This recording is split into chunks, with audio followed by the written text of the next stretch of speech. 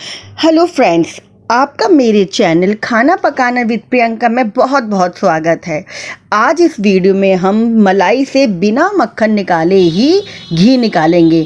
आजकल जहां औरतें आदमी के साथ कंधे से कंधा मिलाकर घर के काम के साथ बाहर का काम भी करती हैं, तो घर के काम को इजी बनाने के लिए आज हम बिना मक्खन निकाले ही मलाई से घी निकालेंगे।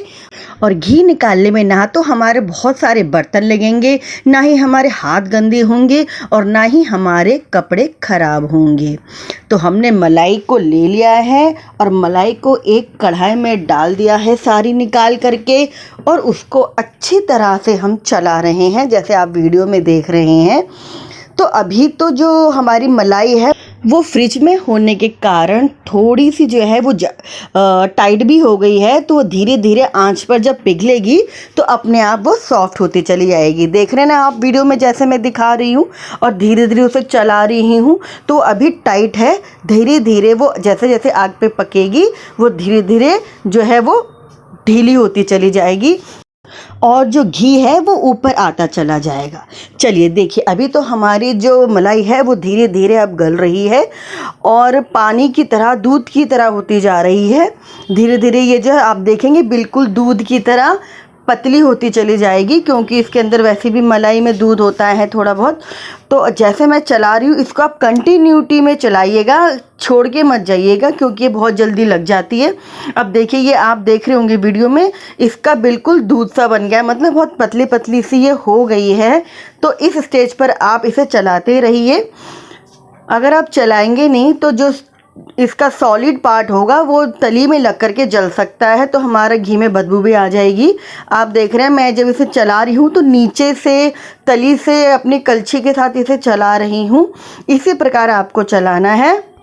नमस्कार फ्रेंड्स, मैं प्रियंका हूँ और मेरे चैनल खाना पकाने में आपका स्वागत है। अगर आपको मेरी वीडियो पसंद आई है या मेरा ये घी निकालने का मेथड आपको अच्छा लगा है तो मेरी आपसे प्यारी सी रिक्वेस्ट है कि मुझे फॉलो कीजिए और शेयर कीजिए, कमेंट कीजिए।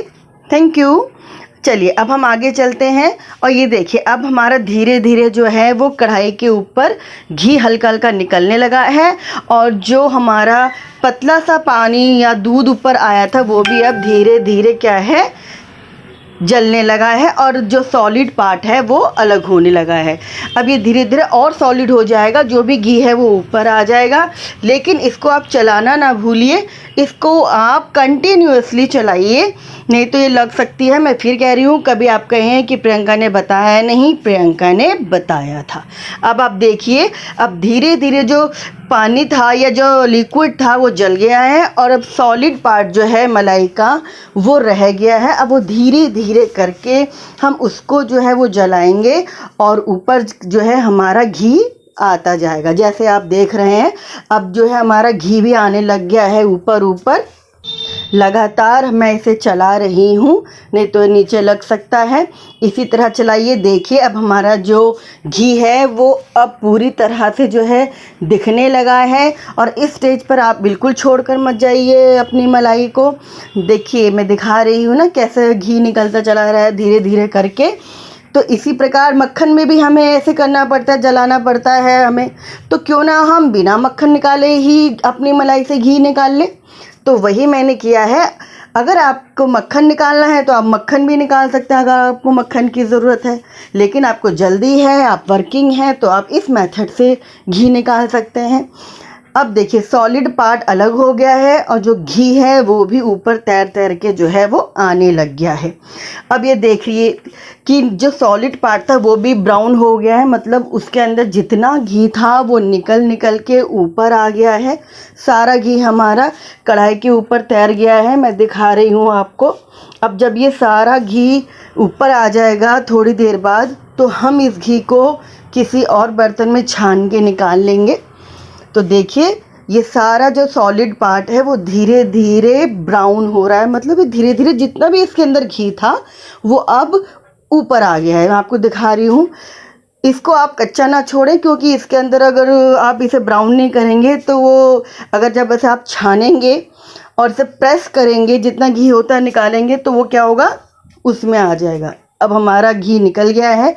हमने ले लिया है एक डोलची या आप कोई भी बर्तन ले सकते हैं, और ले ली है छानने के लिए एक छन्नी। मेरे पास ये छोटी छन्नी थी और हम डोलची में ही देसी घी निकालते हैं जितना हमारा निकलता है। अब इस छन्नी को हम डोलची के ऊपर रख कर के एक बड़ी कलछी की सहायता से जितना घी है वो निकालते जाएंगे, छानते जाएंगे।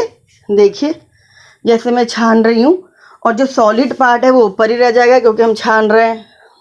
एज यू नो, धीरे धीरे सारा घी को हम छान लेंगे जैसे मैं दिखा रही हूँ। जितना भी घी है आपका सब छन जाएगा। और मैं दिखाऊंगी कि मेरी कढ़ाई में जो है वो मलाई कहीं नहीं जली है, क्योंकि मैं उसे कंटिन्यूअसली चलाती रही हूँ, जिससे मेरी घी जो में कोई भी जलने की बदबू भी नहीं आई है। इसी प्रकार अगर आप चलाते रहेंगे तो आपकी घी में भी कोई जलने की बदबू नहीं आएगी। सारा घी इसी प्रकार निकालना है छन्नी से छान छान कर। और जो ये हमारा जो स्ट्रॉन्ग पार्ट बचेगा ना फ्रेंड, इसका भी हम कोई मिठाई बना सकते हैं या सब्जी बना सकते हैं। वो मैं अपनी अलग वीडियो में आपको शेयर करूँगी।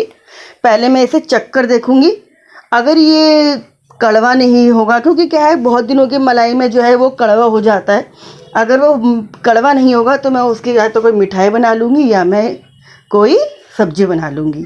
देखिए मेरी कढ़ाई खाली हो गई है और ये निकला है हमारा वेस्टेज। इस वेस्टेज के आप सब्जी बना सकते हैं, मिठाई बना सकते हैं। मैं देखो चख के देखूँगी पहले। अगर ये ज़्यादा पुरानी है तो कड़वी होगी, नहीं है तो ये फीकी होगी, तो हम इसका उपयोग कर लेंगे।